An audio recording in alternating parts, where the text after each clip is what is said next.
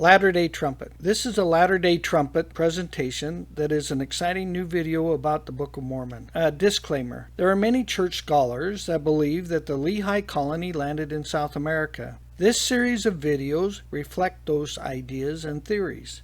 The legend of Manco Capac is one of the most compelling evidences of the Book of Mormon and the prophet King Nephi. This is an incredible story and a very important and famous legend. So who was Manco Capac? And why is this legend so important to us?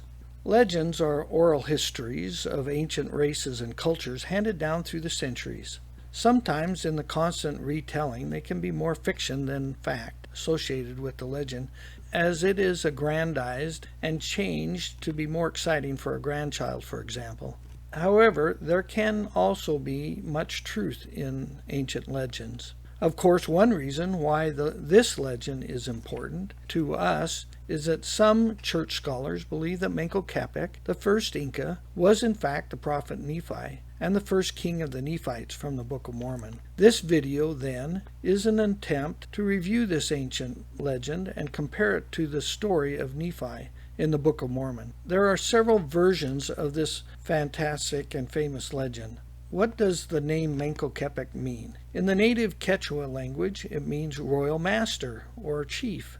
In the year 588 BC, Manco Capac was the chief of his tribe that was traveling to a new land in search of a place where they could find peace, be free, and worship their god. Manco Capac became the first Inca to inhabit Cusco, a fitting name for Inca I.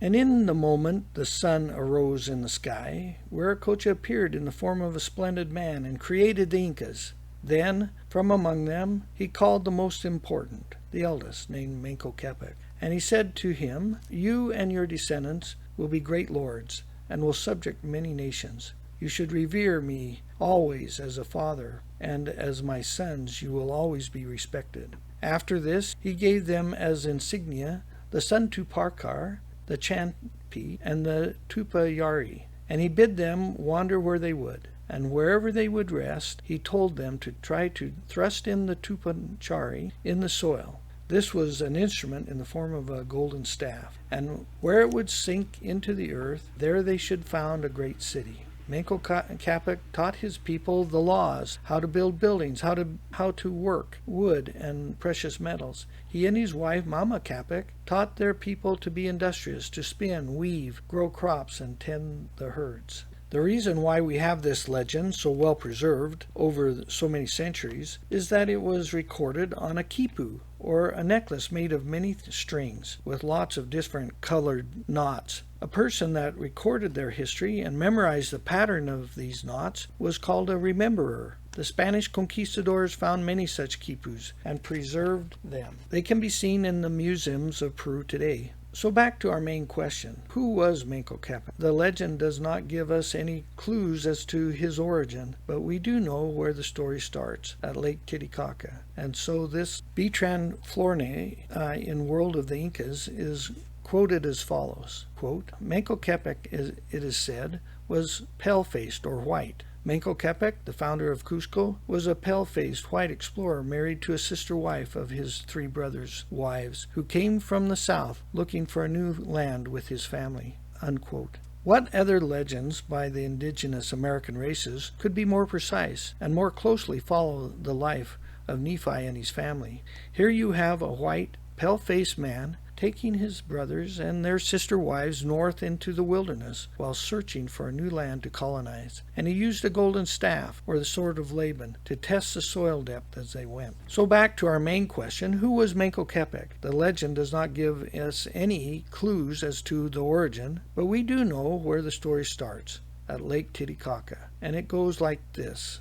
The legend states, the account of the Aja brothers. Thus they came out of Titicaca and traveled north, trying to stick the Tupachari into the ground in all the places they passed, until they came to the beautiful valley, and following the river Vilcanota, which flowed through it, they rested at Tambo. There they entered into the basements of a beautiful edifice called Pakaritanpu, which means house of dawn or house of windows. The old men, the the Quipu Machac, who were the official historians of the Inca, recount how dawn one day the earth of the Caritampu opened in a place called Tanputu in the shape of a window directed towards the earth. And at that precise moment, Manco Capac, or Aja Manco, was engendered by a sun ray. And afterwards his brothers also came out, and they were called Aja Kachi, Aja Ayuka, and Aja Yuchu, accompanied by their women named Mama Oju, Mama Kura, Mama Ragua, and Mama Huako, all of them dressed very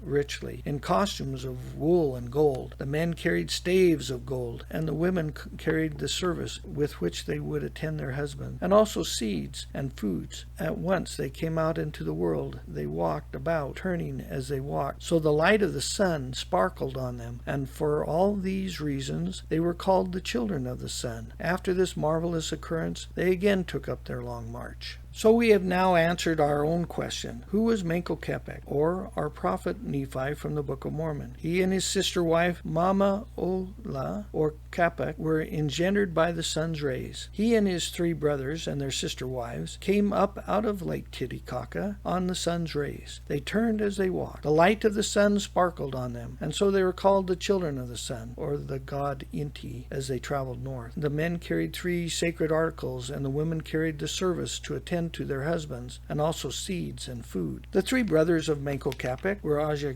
Kachi, Aja Ayuka, and Aja Yuchu. The 4 sister wives of Manco Capac, Aja Capac, were Mama Okul, the wife of Manco Capac, and her sisters, Mama Kura, Mama Ragua, and Mama Huako. The 3 sacred articles of the children of the sun carried with them were the Santurparka, the Champi, and the Tupayari, or golden staff. Here is a comparison between these 3 sacred articles in the Book of Mormon that Nephi carried with him as they journeyed to the Promised Land. The brass plates, or Santurparkar, were the scriptures, the first 5 books of Moses. The Liahona, or Chanpi, was the ball of directors, or compass. And finally, the sword of Laban, or the Tupayari, was a golden staff, a gold-hilted sword. These 3 sacred articles would be a stumbling block for the Nephites and Lamanites for the next 1,000 years. Here is a comparison between these 3 sacred articles in the Book of Mormon that Nephi carried with him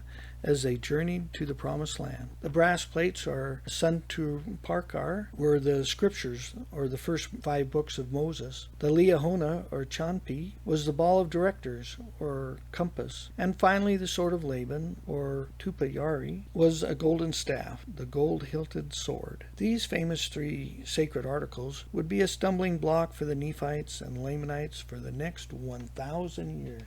Ironically, the Lamanites for generations would claim that the Nephites had stolen from them, and it became a source of their hatred, which led to many wars, and finally the destruction of the whole Nephite civilization. Nephi took possession of them because he won the sword of Laban himself. Laman and Lemuel did not value the brass plates and the commandments of God, and would not read them. The Liahona, or compass, would not work for them because it only worked by faith for the righteous. So very interesting that it would be the cause of so much hatred for centuries. They traveled north from Lake Titicaca until they founded the city of Cusco, Peru, or our city of Nephi. This diagram shows the route that Manco Capac took along their journey to their new capital. Of the 3 sacred articles in their possession, the Tupayari, or golden staff, was used to test the soil depth along their way at each place where they camped. The death of Ayar Kachi is an interesting part of the legend. This part of the legend includes a story of Manco Capac's brother, Ayar Kachi. During their travels, an accident occurred where Ayar Kachi fell into a cave or a deep hole and died. The legend says that later Ayar Kachi appeared to the group as a condor. He promised Manco Capac and his family that he would lead them to their promised land and to not be afraid. Ayar Kachi was successful in helping the group find find the Cusco Valley. There is here a fantastic part of the story as it relates to the Book of Mormon. One of the great mysteries of our beloved scripture is whatever happened to Nephi's brother Sam. He was faithful and righteous and followed Nephi with his family to the promised land. We know that from the scriptures, but there is no mention of Sam again. We have no record of him ever reaching the city of Nephi. He is not mentioned years later by Jacob in his inventory of the family patriarchs and their tribes. There are no Samite, for example. So maybe Sam never made it to the city of Nephi, but instead died unexpectedly of an accident along the way. This would surely satisfy our questions about the character of Sam in the Book of Mormon. Here's a picture of the mountain where Ajakachi, or Sam, if you will, turns into a condor, and then finally becomes a mountain of stone to be revered forever. Manco Capac, according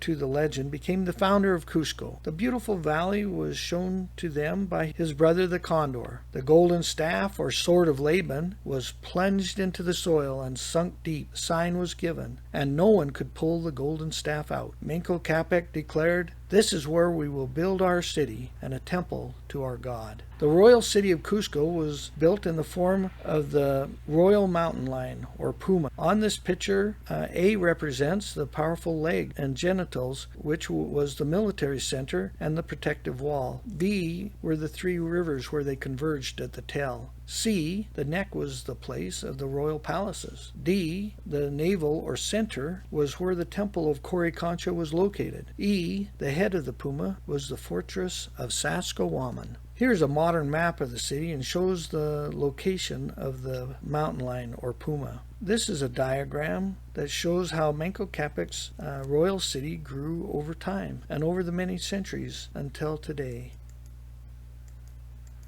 with the older city and then the newer city built later. How do we compare this legend of Manco Capac to Nephi and the Book of Mormon? There are at least 12 similarities to the legend and the Book of Mormon. Here are our 12 comparisons that are most important. Number 1, Nephi separated himself from his evil brothers and took those with him that believed in Christ. They became the children of God. Number 2, they took with them their possessions, food, seeds, and traveled north. Number 3, they also carried with them 3 sacred articles: the liahona, the brass plates, and finally the sword of Laban with a golden hilt. Number 4, the principal family leaders were Nephi's brothers and their sister wives, who were all daughters of Ishmael. These men were Nephi, Sam, Jacob, Joseph, and a family friend named Zoram. Number 5, they traveled north along the coast for a while and then turned east into the mountains to Lake Titicaca and then north to their promised land. Number 6, Nephi's brother Sam is a prominent individual that followed Nephi to the promised land, but he is not mentioned in the Book of Mormon again, suggesting at least some mysterious event happened to him along the way, such as the legend of Ajakachi. Number 7, our imagery of Nephi is being led by the liahona or compass, and thrusting in the sword of Laban to test the soil depth as they traveled is very real to us. Number 8,